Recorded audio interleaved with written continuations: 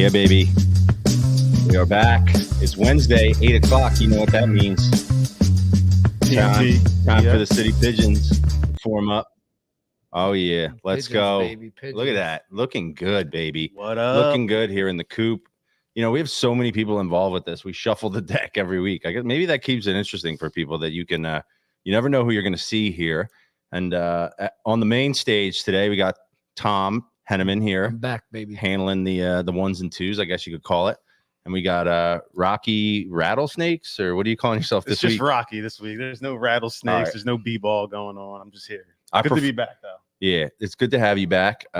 I think people really took to the nickname Rocky Rattlesnakes, by the way. I think that's a good one. I did. I like that myself. That's pretty good. Maybe you could start wearing like crocodile skin type stuff and entering the frame as well, folks. Flu-like Fink, who is experiencing flu-like symptoms. We didn't know if he was going to be able to join us, but here he is. Some would call this kind of like the flu game. He looks fine to me. Yep, Fink is with us. Fink, how are you, buddy?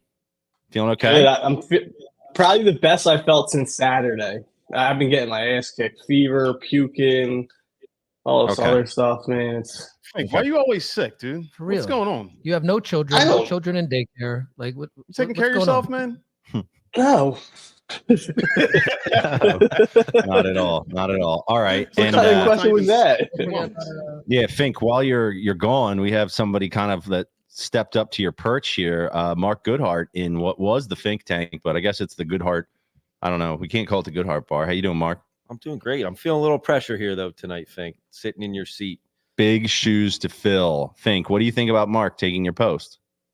I mean, did the copy me with the hot tub thing last week? Now he's in the Fink tank.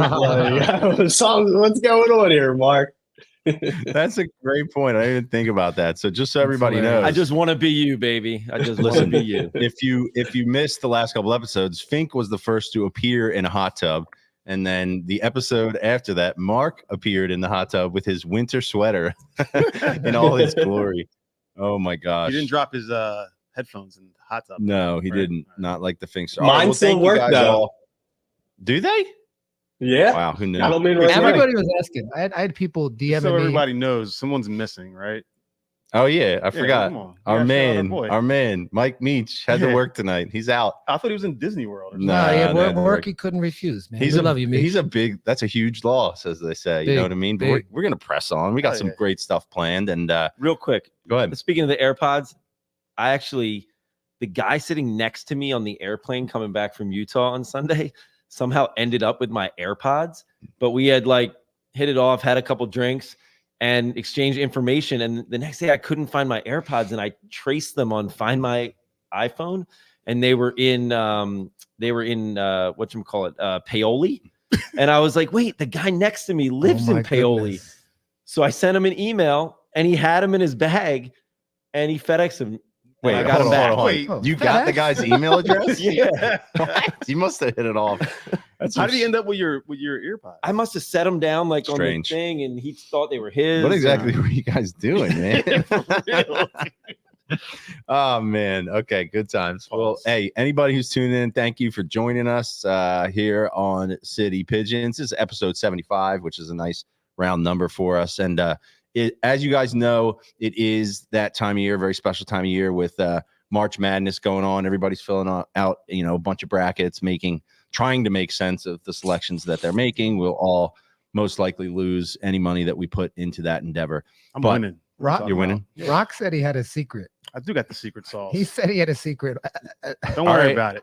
Let's see.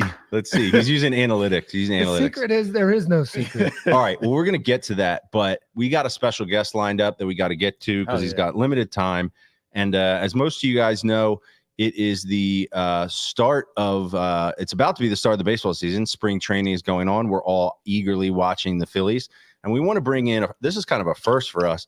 I don't know if we've ever had a full-on former or current major leaguer. So I'm going to welcome to the show Greg Vaughn, 4-time MLB All-Star, joining us from where you at? You in Vegas, Greg? Yes, sir. Thank you. Beautiful. Hey, thank you so much for joining the show, man. Quick question. Do you know Shane Victorino by chance? Yes, sir. Yeah, so he lives out there too, right? Yeah, who wouldn't? I mean, you see this weather back here? I mean, look at this. I mean, Oh, look at those trees. Those are the nice Whoa. trees. We're Amazing. doing it wrong. Yeah, I got a question. Do you know OJ by any chance? no, Jeez, I don't. I don't know. All right, cool. That's not a bad thing. Jeez. No, I shouldn't say that. I mean, he plays in a group that I used to play in on Wednesday. But Okay, and you got out of that group, huh? You were like, I got to get out of this. Yeah, I think he moved. I think he moved back to Florida or something. I'm not sure. Okay. Hey, innocent until proven guilty. If OJ wants to play golf, you play golf. Hey, yeah. Beautiful. Have you ever played with Victorino? You played golf with Victorino? No, I don't see. I think he has little ones still. You know what I mean? My kids are grown, and Yeah. just living my best life. That's it. You know what I mean? Nice. Amazing. Well, so many interesting things that we'd like to get into with you. Obviously, here we're all watching the Phillies, and wanted to talk to you a little bit about your career. You played. How many years did you play in the major leagues? A nice long career, right? I think like 15. I think maybe give or take. My God. A few days. 15 and a half. That's unbelievable. To sustain that kind of longevity in the major leagues is unbelievable. 4-time All-Star, such a cool run. I guess for us, you were kind of in the era where, we remember the 93 Phillies that, went and lost with the Joe Carter walk-off. You were just kind of, no, you were in the majors for a decent amount of time by then, right? Yeah, yes, sir. I came out of University of Miami in 86. Halfway through 88, I was in the big leagues, and then I was there. Yeah, I seen the Phillies, and Larry Bowa's from he's from my hometown. Ricky Jordan's from my hometown. A lot of guys, Philly guys are from California. So Amazing. It's nice. Amazing. And what were your recollections like of Philly from, coming through and playing? You must have played most of your games at the Vet, I guess, huh? Oh, shit. I mean, we're sorry. We're sorry. Yeah, that's not me, man. I like hitting there. I mean, I like playing the Phillies, period, but I like hitting, I like batting at the Vet. And I like going to eat, Philly cheesesteaks like 3 a.m. So it's perfect. So you're a fan of cheesesteaks? Yeah. Yeah, especially those 3 a.m. cheesesteaks. 3 in the morning cheesesteaks do hit. They hit a little different. I had a cheesesteak the other day. This must have been at like 4 or 5 on a Sunday, and that it didn't hit. It was good, but that was just too much. You don't want to eat one of those at that time of day. It ended the night. Yeah, absolutely. Well, Mark, you and Greg are friends and have a relationship, and you were nice enough to reach out. How do you guys know each other? We met last fall at Dave Parker, his 39 Foundation golf tournament in Cincinnati in September, which for anyone who knows me that's your guy. Knows that Dave's my guy and that I'm a longtime supporter of his foundation, and was lucky enough to meet Greg there. He took part in it. Hopefully I'll see him again this September. And we were at an event the night before the tournament, and it was a great night getting to hear him and Gary Sheffield speak about Dave and the impact he had on their career. And I was just taken by these guys, that how thoughtful and deep they were in their thoughts, and could just tell they were dynamic guys, and it was great. And then we got back to the hotel, and Greg's a 49ers fan. And we're all set to sit in the lobby and watch the game. They were on Thursday Night Football, and the freaking TV at the hotel could not get the Niners game on. I'm not staying there next year. I'm changing hotels.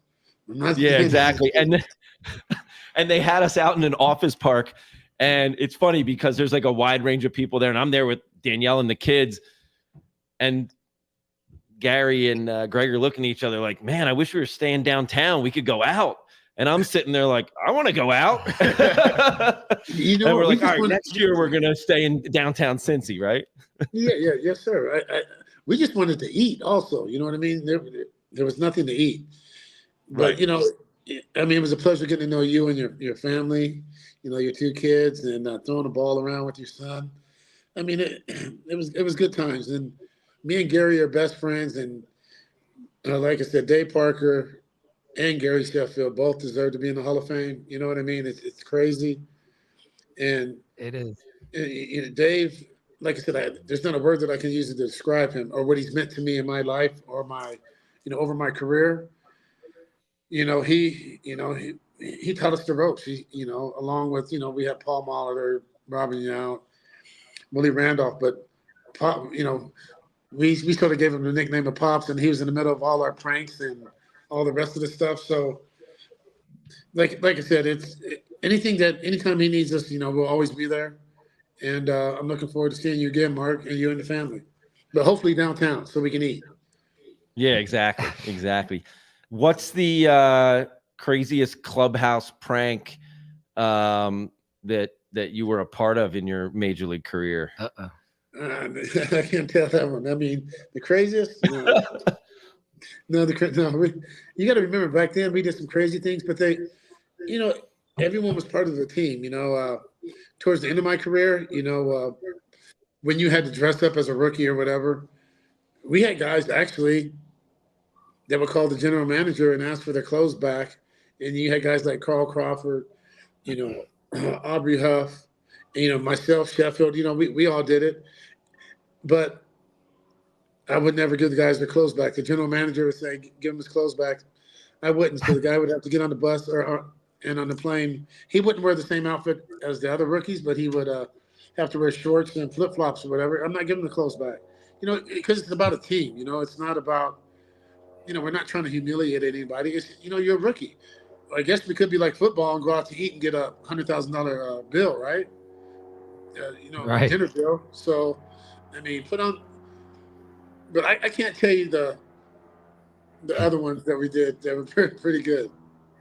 Those are better for offline, Mark. Yeah, we'll save those for in person. We'll save those, yeah.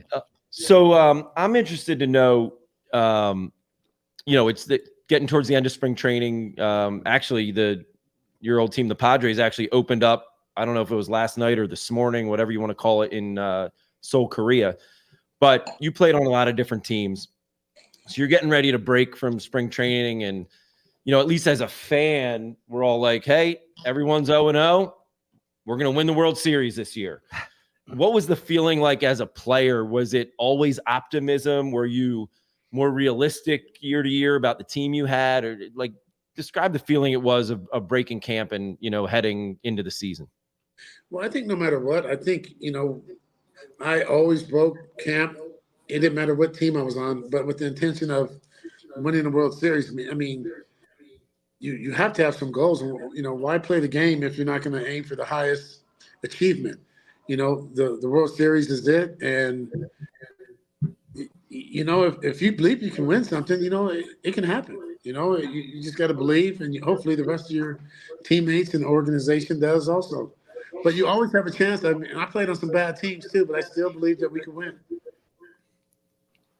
Amazing. Yeah, I see that GV23 wine glass. I don't know if that's the award-winning Pinot Noir in there, but there you go. Oh, there you go. Tell us You about just that, launched Greg. a new podcast, and I want to ask you about that, called Life After Sports. And you certainly have developed a dynamic life after sports. You're a winemaker.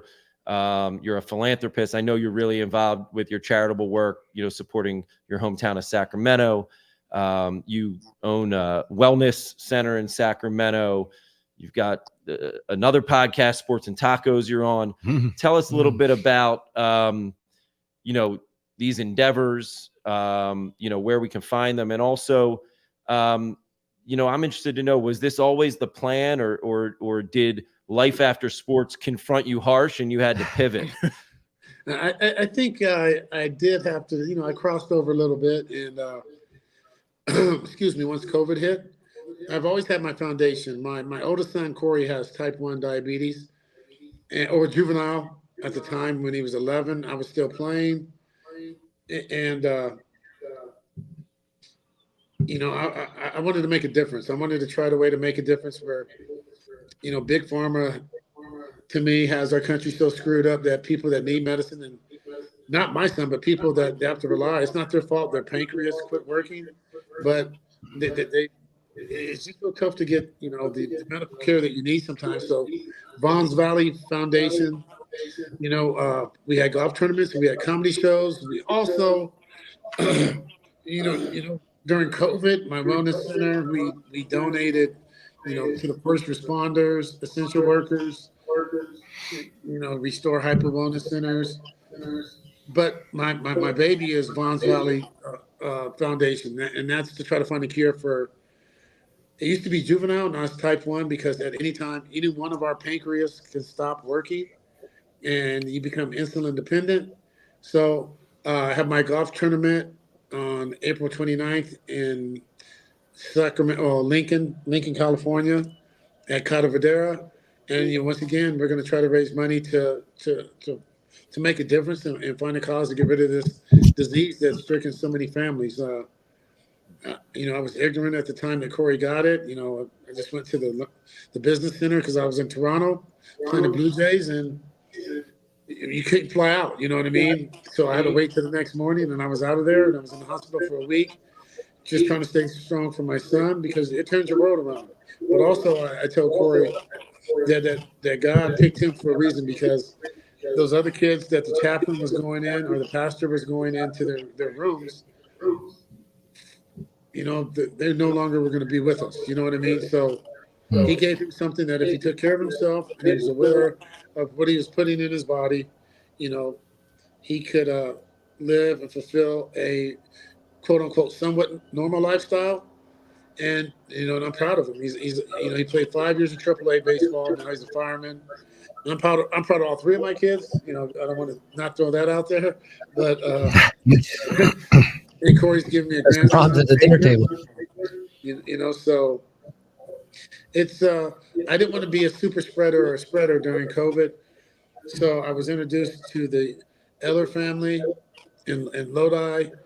Brett is a phenomenal winemaker, and he let me in the lab. He let me go in there and mix stuff up, and I made stuff like I wanted it to taste. I made stuff like I wanted it to taste. So sorry, it's March Madness, so I got a bunch of drunken fools that just walked in the house. We're used to that, Greg. That's all good. Yeah, our fools are coming soon. See, he's drunk already. Man, shut up. And he got a Yankee jersey on in my house. Oh, disrespect. Can't have that. It's disrespect.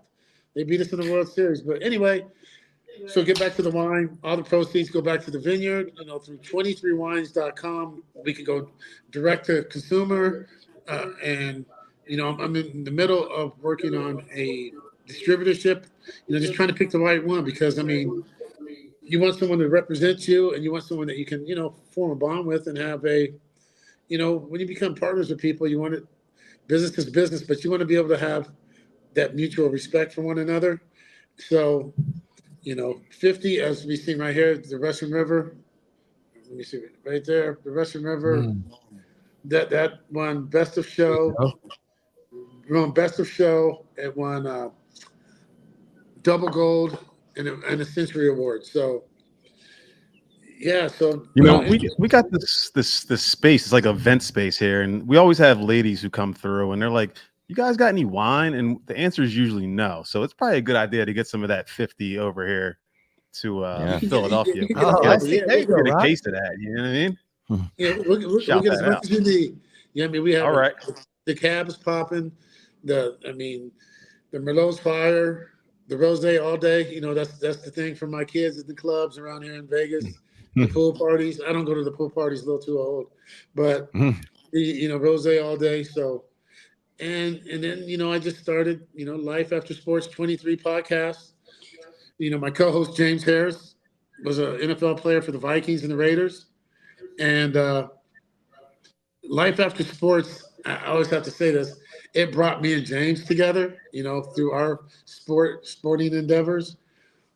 But it's a platform where I wanted anyone and everyone to be able to tell their story, because everyone does have a story. So it was important for us to not limit it to, like I said, entertainment world or athletes. I want everyone's story, because it's important. They can resonate with somebody, that's something that's going along in their lives that maybe they can help them. So that's about it as far as that's enough. And then, then I did have reverse shoulder replacement 3 months ago. So hopefully in another month I can get back on the golf course. All right, we got some avid golfers here. Nobody too competent, but we get out there as much as we can. What's your handicap, so we Greg? can relate. Well, When you're healthy. 5 months. Hey, it depends. Hey, man, it could be. I could shoot 73, 4, or I could shoot 88, 89.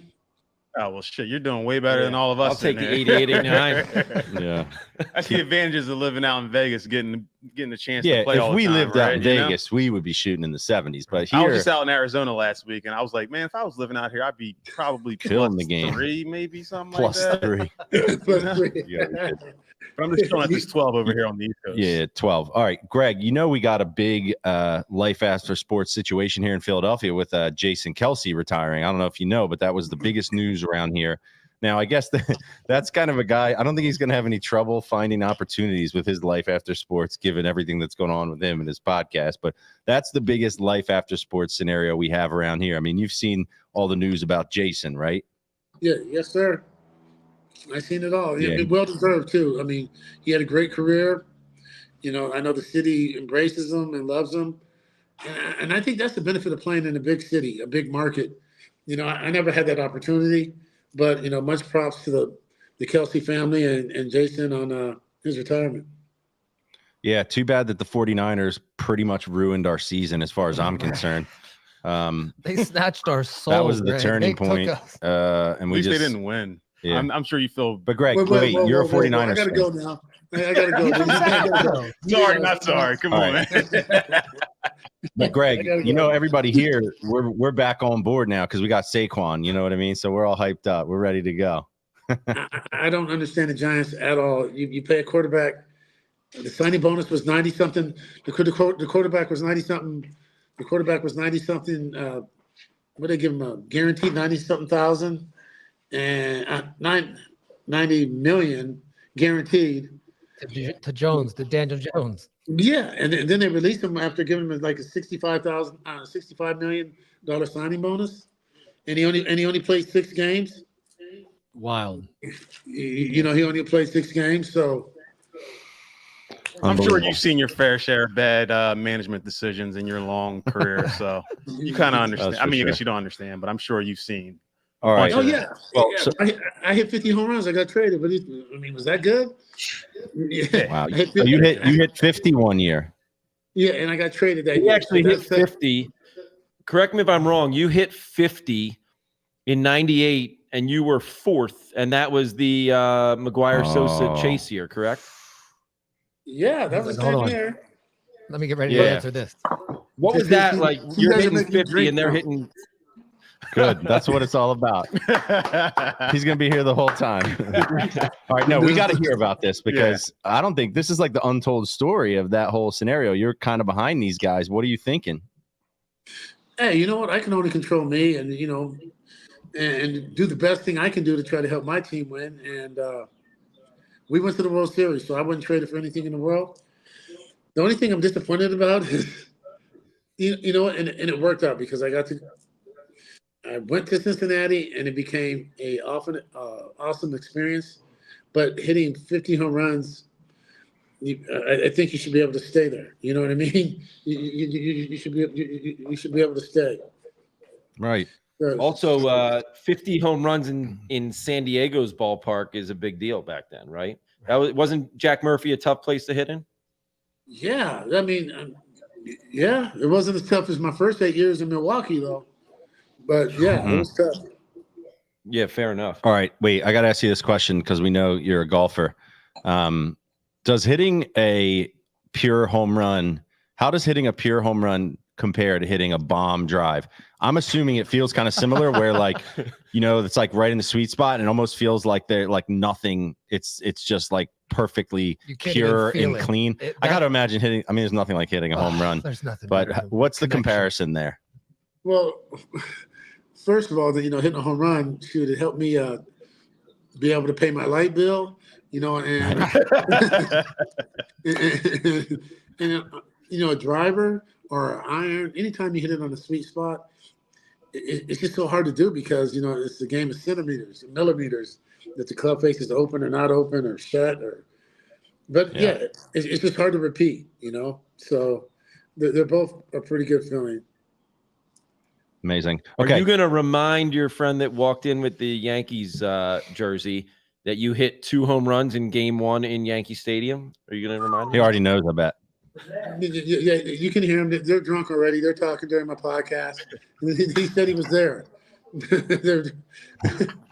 He doesn't know. He doesn't care. Throw him in that Yankees jersey in that pool behind you, man. Yeah. You know what? Real great. You would think they're from the East Coast, as much as they talk over here, these two. Yeah. Now they're arguing on the putting green over here, back here. Well, I'm doing a podcast. Yeah. Oh, there's a putting green. We know about being East Coast loudmouths, Greg. Okay, so you mentioned that you went to the World Series, and I'm sure you pay attention to MLB every year. Here in Philly, we had our Phillies make the World Series, lose to the Astros. Last year, they get to the NLDS and blow NLCS, my bad, and they blow it against the Diamondbacks, losing Game 6 and Game 7 at home. Offense completely dries up. Now, that said, we obviously think we've got a really good team. And my question to you is just, how hard in your experience was it to get back to that point? This team has been kept together largely, the nucleus has been kept together. And so we're obviously hopeful, but I'm sure you have some experience about trying to do that. Should we as Phillies fans be optimistic that after, getting that far 2 years in a row that we can actually come back and finally get over the hump, or is it just too difficult? I mean, I know we can. No, I think you can be optimistic for sure, but I also think it is difficult. It's tough. And look at your division. You know what I mean? It's not like the Braves. Yeah, but we just let the Braves win the division and then we beat them in the playoffs. That's the formula. So we're fine with that. You guys got it locked down. Okay. You got that. Yeah. You got that working for you. But what makes it different now in this time and era is I think the way so many teams are able to make the playoffs. And once you get in there, anything can happen. You know what I mean? Right. So, during our era, you had 3 divisions, American, Central, and East. Central, East, and West. And, they didn't, now what do they take, 10, 12, 13? Everybody makes the playoffs now, you know what I mean? So it's, once you get in there, you have a chance, if the ball goes your way and, if it, you're always injury away from anything happening, good or bad. Right. I think, honestly, I think that's one of the things that's helped save baseball is readjusting the playoff format and changing some of the rules. And you've seen in the past few years, the public has responded and baseball's kind of, taking leaps. It still doesn't track, in the way, the NFL does, but, it's definitely helped increase the level of involvement in the game. What do you think about some of these rule changes, Greg? Like, obviously there's the pitch clock. I saw this year that they're shaving 2 seconds off that when there's runners on base. I heard one of the Phillies catchers talking about that the other day, an adjustment that takes. What would you think? What do you think about these rules in terms of how they're changing the game? And imagine yourself dealing with that. Well, for me, I think I can only watch a game now because of the pitch clock. Because right. I think that was good for baseball. That sped it up and allowed me to be able to watch the whole game. And it's just different, I don't like starting with the runner on second base in overtime. In extra innings. Right. And then you think about it, the games are still going 15, 16 innings when you're starting with a guy on second base. I don't get it, but so, and I think analytics, some are good. I think some are bad. I think spin rate, the sweeper, we were calling that when, in the neighborhood 40 years ago. Now that's a pitch. You know what I mean? It's when you have everyone hitting. These guys are so talented, bigger, stronger. They eliminated the shift. You have. I just think you put a bunch of those numbers up there to cause confusion, so no one actually really looks at the game to see where the game is. Is it a good quality baseball? Is it not good quality baseball? And this isn't talking about the players. It's just talking about a lot of the analytics people don't want baseball people around. That's why you see the Braves, the Dodgers, Boch, Texas, Dusty, Houston. You see guys that have baseball people around win they're the teams that win because they have coaches, they have experience, and they know what it's like, and they know how hard it is. And they also can teach you how to, have your foundation down. That if a guy's on second base, man, and I'm not a home run hitter, I don't care who's on the computer. Everybody's not a home run hitter. We might bump into some, but if you're not going to hit home runs, you got a man on second base. Why not hit the ball to second base? But you have guys upstairs saying hit the ball over the fence, and it's just tough to watch. And they don't want baseball people around, because for some reason they feel threatened that we're going to disagree. But who doesn't disagree? I mean, you guys that are married, I'm sure you disagree with your wives. You know what I mean? Or you disagree. There's disagreement always, all the time. It doesn't mean it's a bad thing. It's looking at things from different perspectives and trying to find the right formula. But you look at the teams that win or have won in the past 5-6 years. They have baseball people teaching baseball players. Well, I think we would say that our manager in Philly, Topper, is a baseball guy. I mean, he's been a baseball guy his whole life, and so that's obviously worked for us. Greg, we're going to let you get out of here and head to your wine event, and we're going to place an order so that we can satisfy all the ladies that Rock is bringing into our space here. And we just want to thank you, and I personally want to thank you for coming on and taking the time. I know you're busy. I know you got a lot going on, and you got people to entertain at your house. So just want to say thank you. I'm done with these fools, man. They just got I'm a believer that life is about relationships. So I'm super blessed that we've created one, and thanks for joining us. One last question: who's going to win the NCAA tournament? Shoot, that's a good. I think UConn. Okay, Cool. I like it. You're not alone. I like it. You got to vote. But for guys, UConn. wait, they're going to go back to back, just like that. You know how hard that is to do. It's just pretty Yeah, hard. but UConn or Houston, I think. UConn or Houston. Analytics say Houston. Okay, I'm getting off of Houston. And Rock's secret. That was his secret. Rock had a Gonna win it. computer fill out his bracket. So. Yeah. All right. Thank Hey, you guys. Greg, thank you, man. You guys, got man. friends in Philly. Come through man. anytime. Come through Philly. We'll show you a good time. And if the podcast ever makes it out to Vegas, we'll get a couple foursomes with you and Yes. our buddy Shane. And real quick, before you go ahead and shout out your podcast that you're doing to make sure people know about that. Oh, it's Life After Sports 23. It's on YouTube and all the platforms. It's Life After Sports 23 or Greg Vaughn 23 on all the platforms. And cheers to you guys, man. Thank you for having me. And is it snowing in Philly yet, or you guys look cold? No, it's vacillating between spring and winter, as it will do in March. Yeah, So, we are all hoodied up. well, Hoodie it's gang cold over out. here. Yeah. It was you're 70 better off. last week and 28 tonight. So, It's maddening if you're a golfer. The So Philly spring. you got the right idea out there, Greg. All right, man. Thank you so much. Thanks, All man. right. thanks, Thank man. you. Stay well. All right, cheers. Thank you.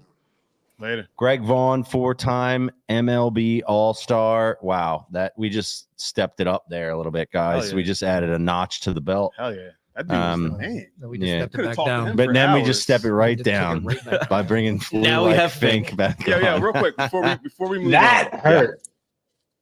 I want to know what kind of trees those were. Those trees were Those are nice unbelievable. trees. Go I ahead. don't know. Go ahead, Before Rock. we move on, so Greg has his Life After Retirement podcast, and we got the case or Kelsey with his retirement, Fletch with his retirement. I think we'd be a little remiss there at the City Pigeons podcast if we didn't mention another Philadelphia athlete retirement. You know what I mean? And I think you guys all know who we're talking about. He This is hasn't special. officially retired yet, but it's coming. This guy, he meant a lot to me.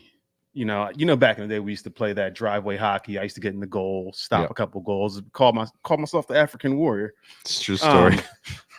I was a little bit before his time. He may have actually been inspired by the African Warrior. He may have heard the I know. legends through the street, but I think doubt so. it. I doubt he heard it all the way up in Canada. But anyway, this guy, I think he embodied the Philadelphia I don't know, just the Philadelphia in general. You know, he was like a hard worker, blue collar kind of guy, Lunch pail kind of guy. Yeah, did whatever needed to be done to get the win. You know what I mean? He had to, you know, he's in there working hard. You know, missing teeth.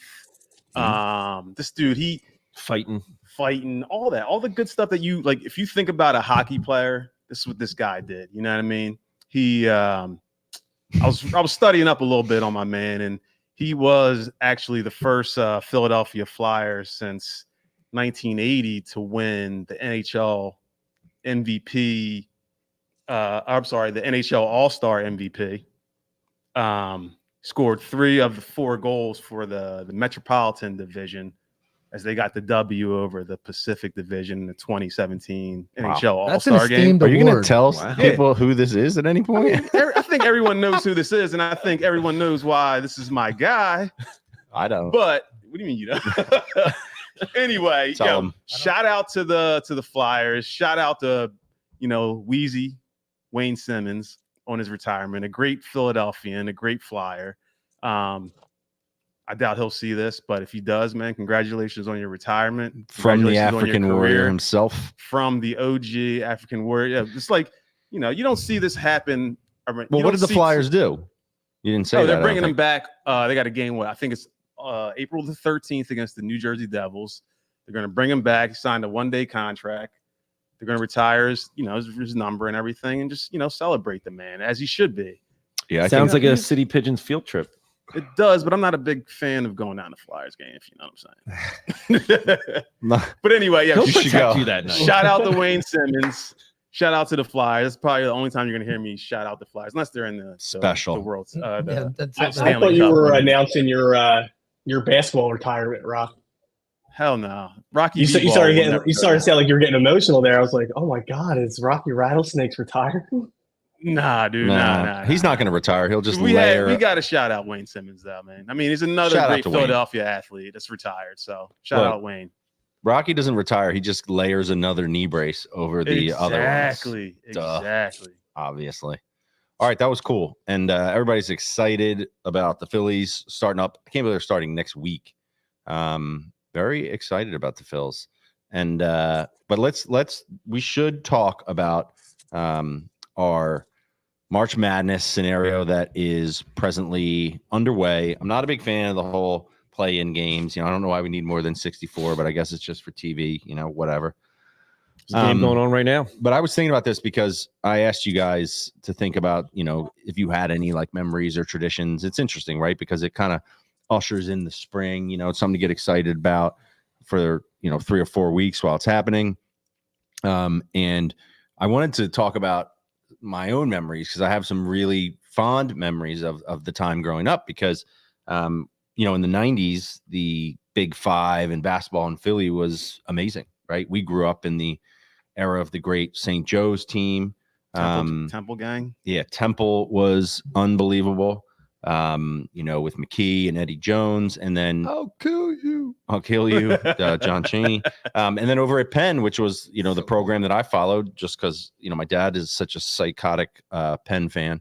You know, we had Jerome Allen, Matt Maloney, and we were making Michael Jordan as well, Matt Langle. They were a little after, but you know, the Maloney Allen teams were making tournaments every year. Yeah. And one of my memories actually is going down to Baltimore for a first round game where we played, I want to say, was it who? Oh, I remember Antonio McDyess. Mississippi State? No, it was Alabama or Oklahoma. I think it was one of the two. Anyway, I've never seen someone dunk so hard. That didn't go well. But we used to go to those games. I remember going up to, I think, Nassau Coliseum and seeing Penn play Florida back, you know, in those days. But my best memory of all time, you know how when Alabama, right? So you know how now, because of technology, when they announce the tournament teams, they show like every single team. You know what I mean? They show the reaction. It used to be really just only a few. Maybe you're on the bubble or whatever. Right. But I got really lucky because at the time Penn was doing well. My dad was the mayor. He was very close with Fran Dunphy. I used to go on the court like after the game, and like Jerome Allen would come out and like cross me up. Best times ever. But there was one couple years in a row where we would go hang out with the team during the announcement of the NCAA tournament, you know, Selection Sunday. And so we would literally be in the room with Fran and the team, got the spread of food. And I'm like chubby little 12 or 13-year-old, just stuffing my mouth, looking around like, oh, this is the coolest thing ever. They would announce, that was the coolest thing it ever. Was. They would announce where, the team was going. And it was just like the best thing ever. And, it's funny. I was thinking about this now. We have no Philly teams to root for, right? With Jay Wright, kind of the Nova thing, not really doing what it did for a little there. We have no teams. And we were talking about this a little, Mark, and, we've got a lot of stuff going on in college basketball and college sports generally with NIL, with the transfer portal. And I'm just wondering, like, is this the new norm for us? Can these schools actually get good players? Ivy League you doesn't do NIL, I believe. Is that right, Mark? That is correct. And they don't do scholarships, athletic scholarships still, although that's being legally challenged. But isn't that like it's based on need though? You can get need. Yeah. So I think it's not as much about, sorry to interrupt, about getting the good players, but I think it is the connection to the players. So, these guys that you were lucky enough to be around, Jerome Allen, Matt Maloney, you were with them for 4 years. And, right. Occasionally a guy would leave after 3. Yeah. But, I know for me, and I have a similar, one of my fondest memories is I was actually in the room in 1988 when Temple was #1 for Selection Sunday with the team, because my mom was working in PR then at Temple. And I was actually 12 years old. I still have this winning is an attitude poster that I got all the guys on the team that year to sign. That's cool. Mark Macon, Howie Evans, Tim Perry. Was Pepe on that Pepe? team? No, that was much later. Yeah. It was 1988. And these guys for me, I was a kid, but even as an adult, because I've, obviously continued to follow Temple, these guys stick around 4 years. They become a part of you. Right. And you get to know them. Right. You get to know their personality. You get to know who they are. You get to know how they, live and breathe. And okay, but here's my never. And I don't think it will. And that is the biggest problem. And I think that is why interest in college basketball for the entire regular season has gone by the wayside. And then the tournament's great. It's always going to be great, but it's never going to be like it was. There's never going to be this deep connection with these players. Okay, but here's my question. Then I get that. But is the main reason behind the lack of 4-year players the transfer portal? Meaning it's not because guys are going to the NBA, right? Because they're not all going to the NBA.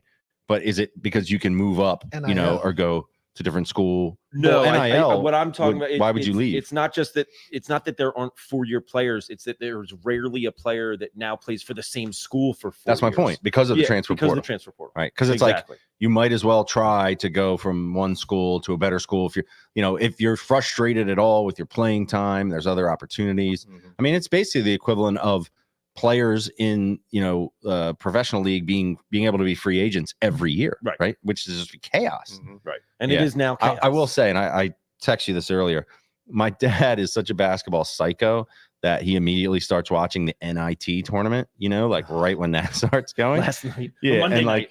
Last night he's watching the NIT and Cornell is playing somebody, and he's like, and I said something to him, saying I heard that like not a lot of people are doing it. He's like, yeah, it's stupid because they opened up the transfer portal right before it, and so players are, submitting for that, and they're not on the teams, and it's like chaos trying to have your teams in the NIT tournament, right? He's rightfully concerned about the NIT tournament. I'm with him. All right. Something happened. Fink. I don't know. Fink. What happened to Fink? It was something about an upgrade. Oh, Dev, what happened? Is that a real mic? It's not working. We can't hear you. Oh my gosh. Where's Fink? Get Fink in there. Okay. There it is. There it is. Oh, you have it? You fixed it. Yeah, you fixed it. Do you guys wait, Dev? I gotta Eric ask you. can't come to the phone right now. He's indisposed at the moment. I'm going to take over. Flu like Fink. Oh no. He didn't make it through like Jordan in the flu game. Okay, Dev, you guys actually have a microphone over there, huh? It's not just the computer. Yeah, we do have a microphone that sits right next to Eric's laptop whenever he does this podcast. And I this whole time thought that he was using it until tonight. So yeah. So we do have he's not using it. He is not using it. I just plugged it in, and it apparently didn't work at first. But here we Good are. to know. Well, it looks professional. That's all that matters. Yeah. In fact, Fink. Yeah. Okay. All right, Dev. What's going on? How are you? I know you guys. I wanted to ask Fink about this. How to get a chance. You guys were in Florida, and it looked like you were gator hunting or something? There's got to be some good anecdotes about Fink in Florida. Like, did he get super sunburned? Did he embarrass himself in front of the family? There's got to be something. Did he take his socks off? He takes his socks He off. literally just walked away as you were asking that question. So we went on like one of the airboat things because Eric is like obsessed with alligators for whatever reason, and we were looking for alligators the whole time. Like, we were staying at my parents' house. We were renting a house down in Naples for the month, and where their house is situated is like on a golf course, but it's on like a pond within the golf course. So all week, we were there for like over a week, like 8 days. We're like looking for gators in the little pond area because we would see them on other golf courses, like you see them on Instagram and stuff.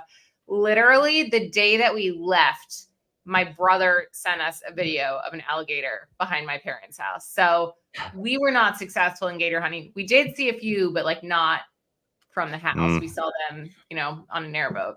It's probably better because they would probably love to sink their teeth into Fink's, pale white flesh. Do you know what I mean? It was chicken. Yeah, and he has like an inflated, so like he chicken. somehow thinks that he can wrestle an alligator successfully, and like you what? Oh, you did? No, you could.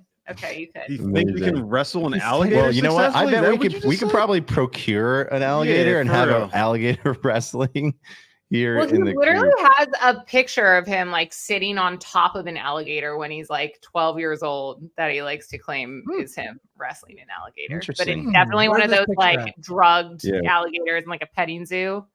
So right. Why are you? We need to get a copy of that. We need to get a copy of that. Okay, you guys also, I believe, took in a little bit of Phil's spring training action. True, false? So we were going to, and we were bad Phillies fans. We didn't. So we're too far from Clearwater. I've still never been to a game in Clearwater. We were like 3 hours south of there. So we decided that drive wasn't worth it. We were going to go to an away game that was like an hour away, but it was on a really sunny, nice day, and it had been raining. So we decided to bail. And when the lineup came out, it was like Rojas and Bryson Stott. It wasn't anyone exciting. So we decided to wait for the real thing next week at Citizens Bank Park. I love Bryson Stott. Yeah, I mean, but him alone, Yeah, but would you drive like 3 hours total in a day to see Bryson Stott maybe play like 2 innings? I don't know. Yeah, I don't know. I would. I'd go to the beach. No, you wouldn't. Listen to rock. Yeah, no, I wouldn't do that either. All right, well, Dev, you actually just made me think of something that I wanted to talk to you about because I was listening to the show and Joe DeCamera, and he kept saying Clearwater, and you just said Clearwater. Yeah. And I feel like, I've talked about this topic before. It's one thing if you say water, right? Yeah. If you say water, does that require you to say Clearwater? It's part. It's yes, part of it's the, Clearwater. Clearwater. Get it correct, pal. Yeah. Because I heard Joe DeCamera, and like, no disrespect to Joe, but I think he was like going out of his way to make sure he was, saying that to try to kind of make himself authentic. I think when you're saying the word Clearwater, you have time to prepare to say the word correctly. Don't you have the same time to you shouldn't be saying Clearwater? Like if you're Deb, where do you come down on this? Ironically, but I was thinking about that recently where like Philly really set themselves up perfectly with the Philly accent to be in like the perfect spring training spot where we can say Clearwater. I think Joe says it as like a half joke and it's almost just become habit. Cause like, I don't even realize it anymore. I didn't realize he was saying it like that. But when I say it in my head, like I never say water, but in my head, I'm always like Clearwater. Like that was good though. That was good. Yeah. By the way, I heard you on the show today saying "What's up?" That was pretty good. They always make me say things. I feel like I'm picked on. I try my best with the "What's up?" It was better than earlier in the show. They made me do like Joey from Friends when he's like, "How you doing?" How you doing? Yeah. Not that was. Were you a Friends fan? I feel like you're kind of like a little younger than that. No. No, I was a massive Friends fan. Okay. Who was your Sounds favorite? like it sounds Wait, like rookie hazing to me. That's what it sounds. I Who know, was your right? favorite character? Who was your favorite character on Friends? So at the time, like when I was growing up, I loved Joey and Phoebe. I was actually pro Joey and Rachel, like getting together. But now, like looking back, I feel like Joey I and relate the Rachel, most to Ross Geller and maybe even like Wow. Monica. That's The so two weird. characters that No I one hated says the that. most. No one Yeah, says that. it's funny how it changes. I'm completely. By the way, I lost. want you to- completely lost. Yeah, Rock is completely lost. He never watched Friends. We didn't watch Friends in That the hood. is- You know what I mean? I'm not Honestly, even- okay. not having not watched it is more impressive than people who've watched it like 5 times at this point. I feel like everyone's watched Friends. There was. I never Friends watched was, it. Friends was popular when when Martin was popular. I was just going to say that. I was going to say you, but I didn't want Martin. to. No, that's what it is. So So stereotypical. I watched both of those. Martin was so, amazing. So Martin was big the same time Friends like was. kind of the And same I think it thing. came on around the same time, probably Hmm? too. So you know, Same thing. all the Shanae? the Come urban on, community dude. watched best. Martin, and Oh no, you the did. suburban community was more of a Friends crowd. I'd never watched the episode Yeah. of Friends in my life. Which is Yeah. crazy. I didn't watch Seinfeld either. It's which okay. many What did you people Me watch? neither. I didn't watch Seinfeld either. What did you watch? Anything? But I do watch Curb Your Enthusiasm. I do watch What Curb Your kind of yeah. gringo Yeah. live? I mean, Okay. Deb, I want you to pass a message to Joe DeCamera, actually, okay? Because I Okay. want to have him. He has an open invitation to come on City Pigeons. I could reach out to him. I met him a few times, and I could. But coming from you, it's probably more powerful. I want him to come on the show and talk about living single. Sergio. Okay, I want him to come Hell on the yeah. show That and was the talk shit too, about Serge. the handbells because I went to Penn Charter, which is where he was for a period. One of his like He 10 gets- schools. Yeah. Yeah, he gets made fun of for being part of the handbell troop. But I want to say in Yeah. his defense, and you pass this message along to him. When I was going to Penn Charter, you were either in the handbells or chorus. So you either were in handbells or you sang, and all the cool kids were in handbells because nobody wanted to sing like falsetto songs. You know what I mean? You mean the bells Yeah. like You know, ding. ting, I you know, did every- those too. Handbell's everybody in- definitely much manlier and more acceptable than chorus for a 12-year-old boy. I get it. right. But it still looks weird. You put the gloves on, and I mean, it's Well, I think and it's picturing like Joe, who's already such a dweeb, just like on his own. No, and like I Right. feel like I can say that because like he knows that too. He's aware of it. Yeah. I mean, we essentially call Well, him that. to let's his be face every honest. day. with love. Dev. He's leaned into that role, you know, and it's worked out well for Yeah, him. So Yeah, but like that's him okay. with the white gloves, like it just the mental Yes. image comes way too easily. With that. yeah, But I will for sure. wait. What am I asking him, or I'm telling him that you were also in the bell choir? No, I wasn't. I was in chorus. Oh, you played chorus. But Okay. that's only because I have the voice of an angel. So Do I you? had to do that. No, just Can you tell sing him something? that tell him I want to him to come on so I can defend him and say that playing handbells was cool. Okay, that's all. Okay. That's it. I will. All right. But But that now you you have being in to the sing chorus something. served you up later in life when you were in the band. That's singing right. I backup. sang the backups. Yeah, That's see? I think exactly right. Devin's Full circle. reaction to Jesse claiming he has a voice of an angel Yeah. might get Eric Well- to ban her from the show. Let's be honest.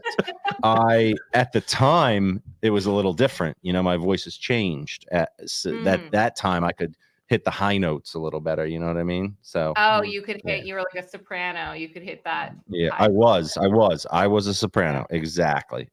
You know. Oh, All there right. you go. You're not alone there. All right. If Wooly was in chorus, that's what's up. I may not have been cool though. Yeah, I feel you. It's all right. Okay, Dev, you guys, are you and Fink going to opening day?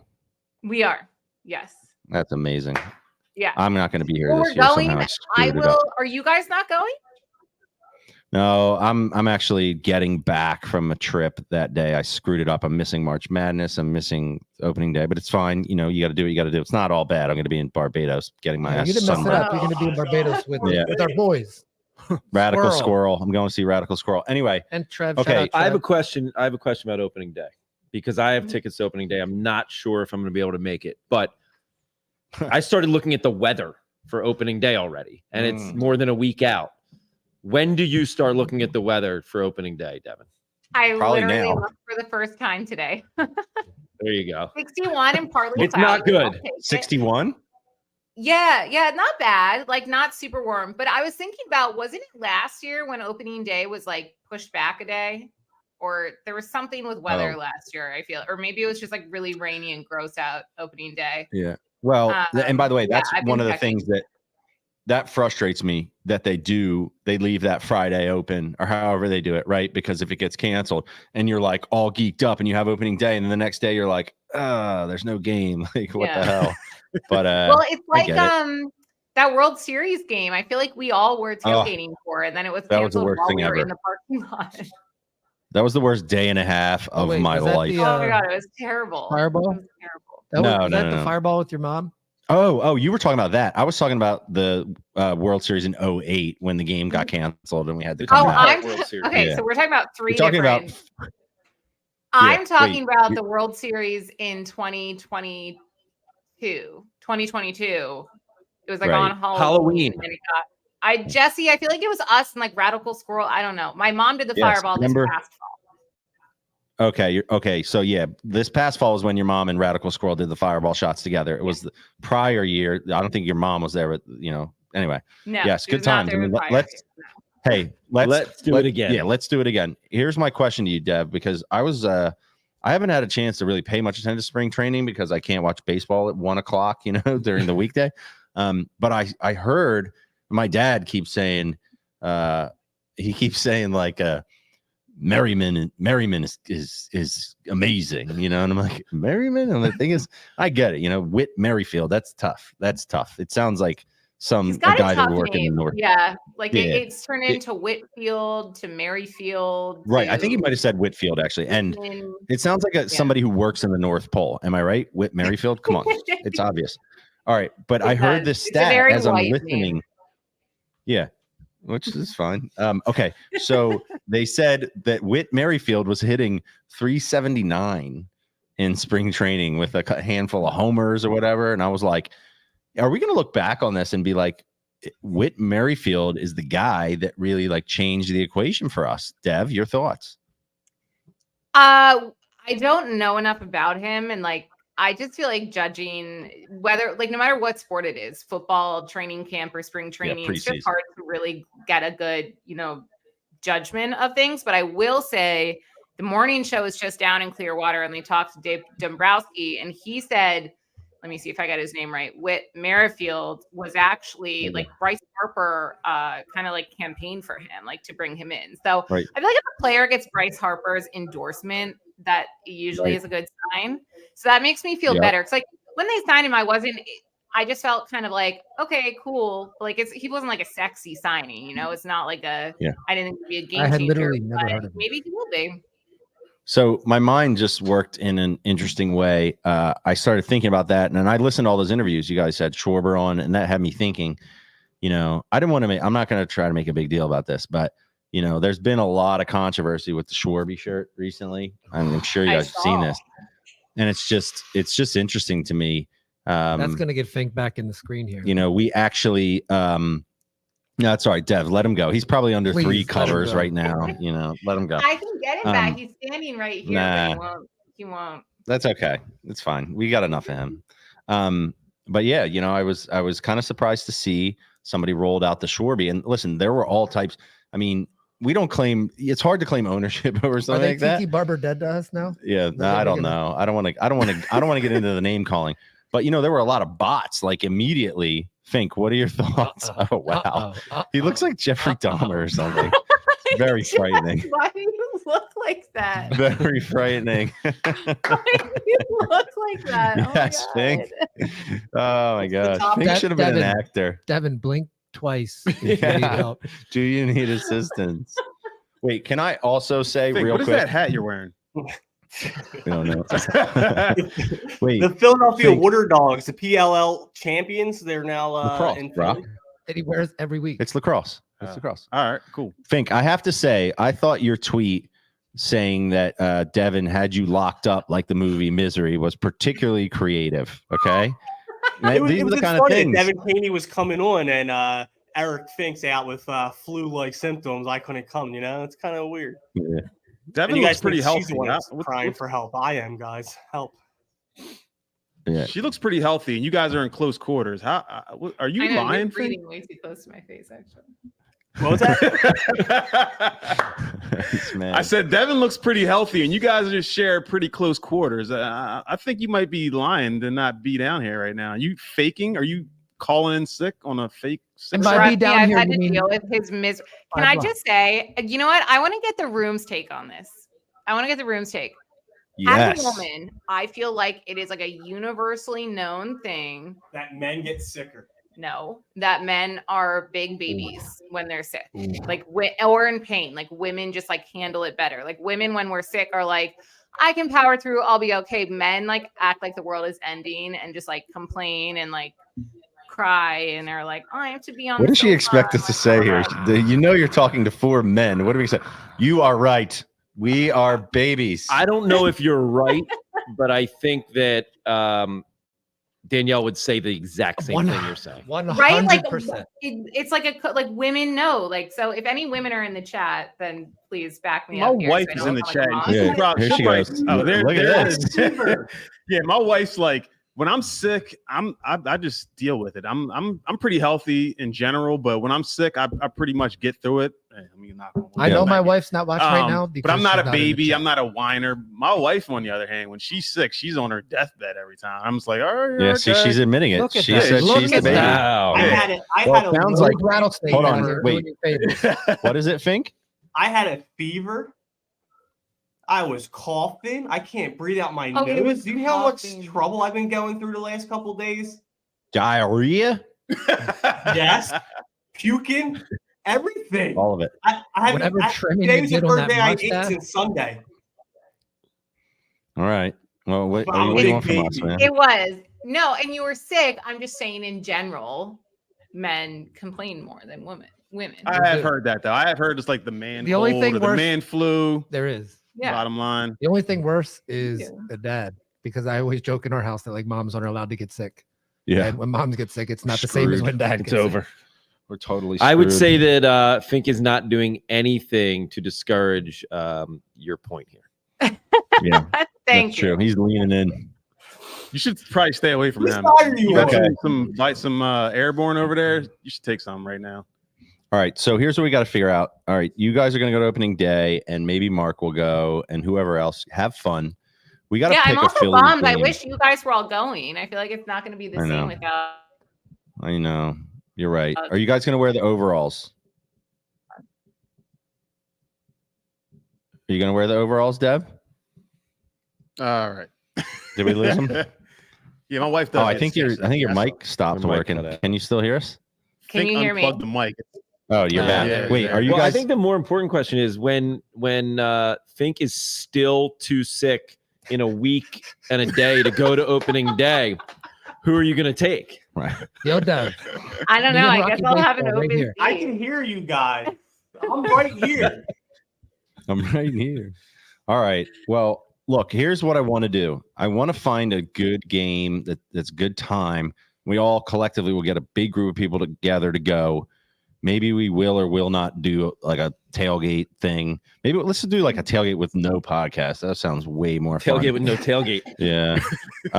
And we'll like throw a big old party and we'll have a good time and we'll get down there. And maybe We could live when stream it. Radical Squirrel has to come back so he can bring the fireball shots and maybe your mom can come. I don't know. We'll have to see. But Dev, thank you for Uh-oh. joining us. Thanks for subbing in for Fink. Hold on. Uh-oh. Thank you, Danielle. Danielle. Thank Mark you, is Danielle. on his And deathbed also, with Lindsay, every- I'm sorry. You don't like. I'm not including you because you're immunocompromised. I feel like an asshole now. But to those who aren't, thank you, Danielle. Oh. Proved my point. Right. Danielle backing it up with every sniffle. Wow. Oh, let's see. He was Trevor. watching the entire time and just came strong I'm at the end. impressed. Shout out Danielle. That's my dog. That's my dog. All right. So that's the commitment. We are going to find a Phillies game to go have a City Pigeons outing and have some fun. Very exciting. Phillies getting started. Good luck, everybody. We didn't really talk about the methodology of picking your brackets. And let me just tell you, I don't think there is That one. is the So methodology. We did. We talked about good it. luck to everybody. We covered And all of it. hey, let's hopefully some people win these brackets, man. You can Yeah, make some there's good money. there's an analytics option in the ESPN app if anybody What wants did, to what did explore our that. man So Greg that's your Vaughn just tell us about? that's your analytics. secret. right there. Rocky, not a You need baseball guy. basketball minds. Shocking development. All right, folks. Thank you. Auburn Fink, Tigers wait, gonna Fink shock isn't the with world, us. baby. Who? Fink isn't with us. Auburn So- Tigers with Bruce Pearl. Woo! All All right. You're breathing all over your lady, man. Get out of the camera. Thank you guys. Fink, Dev. We're going to cook up yeah. Hey, anytime. We'll cook up a nice segment for you guys, and it's going to be great. Dev, you're the best. Thank you. And everybody, thanks for joining City Pigeons episode 75. We are out. Like, subscribe, whatever. See you next time. Peace out.